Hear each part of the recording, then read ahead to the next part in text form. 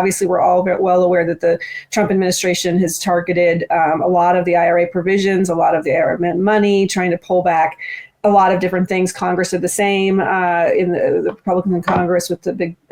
BBB and other things. So maybe just help us make sense of like what actually is able to still go forward and what is not at this point. Yeah, so really they have launched a full frontal assault on this burgeoning clean energy economy,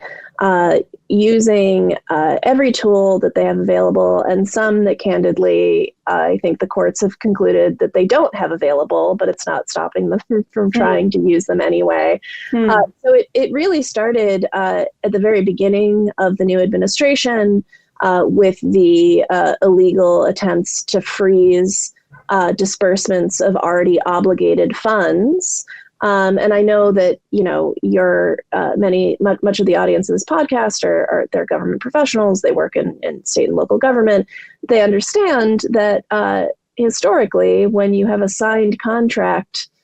with the federal government, you've had an expectation that contract was going to be honored by your counterparty. And so, in the very first weeks of the administration, that illegal funding freeze really harmed a lot of programs from the Bipartisan Infrastructure Law and from the Inflation Reduction Act, where, states, cities, nonprofits, private companies had all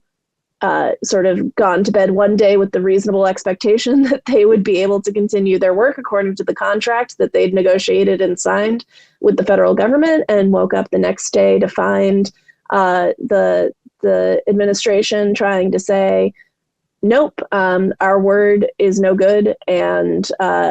you are not going to be able to access these funds. Of course, there have been a number of court cases about those actions, and much of the grant funding now, because of the injunctions that have been issued by the courts, is supposed to be flowing once again, although there have been very much different experiences agency by agency in terms of whether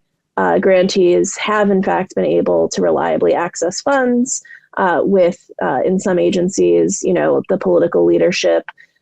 insisting on personally signing off on every minor expenditure, for instance, and just putting in place procedures that seem to be certainly going opposite to the spirit of the court orders, if not technically opposite to the letter of the court orders.